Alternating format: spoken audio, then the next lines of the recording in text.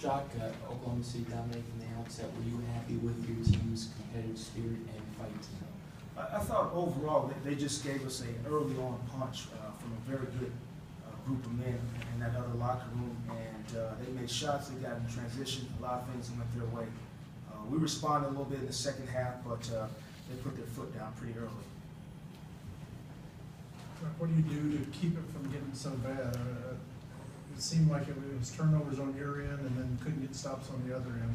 What do you do to put your foot down when it's going bad like that? Well, I don't know if it was foreshadowed, but I kind of alluded to it before the game that there's going to be games because of the pace and because of the transition that we're trying to create where it's not going to look pretty. It's just that simple. And tonight was one of those nights where you're playing a very good ball club, a lot of possessions. Their athletes are extremely high level, and they're able to capitalize, and they did tonight. Would you consider reverting back to a slower tempo style? No, that's not going to happen. But what I do would like is a certain aversion, a certain hostility that needs to be created throughout the course of the game. I thought the second half we had that confrontation, a little nastiness about us, and so that part of it I want to see more at the onset of the game. Was that lack of hostility a big reason why OKC shot 18 of 19 in the paint in the first half? And how do you counter that pretty much? Well, that's an aggression level, and so we're in a position where if we want fouls called for us, we have to be extremely strong. We have to go to the bucket with more force than our opponents, and so we're growing to understand that because it's frustrating, and I understand that for our guys, and so that's why I want the confrontation. That's why I want the hostility, and that's where the chip on your shoulder has to be there from the beginning of the game.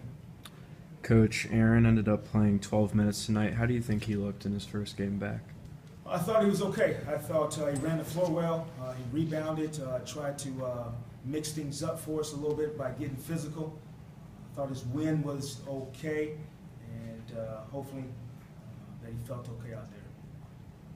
Obviously, Kevin Durant and Russell Westbrook can be a handful defensively, but you talked a little bit about the nastiness. What else did you see from the team defensively that needs to be cleaned up? It seemed like you guys were losing track of players on rotating or trying to shade over to Durant and Westbrook. Well, they're tough to guard. You know, Kevin Durant posts up, and he's 7 feet, and we double team. He looks over the top of our guys, and he shovels a pass to Kendrick Perkins. A lot of things went not our way at the beginning of the game. I think the start of it was transition defense. Their ability for basically 4 guys to get out and start to break, pretty tough for us to guard. So that's an area that is extremely random, and you had a lot of random possessions, and their athletes were premium and superior tonight, and you pat them on the back.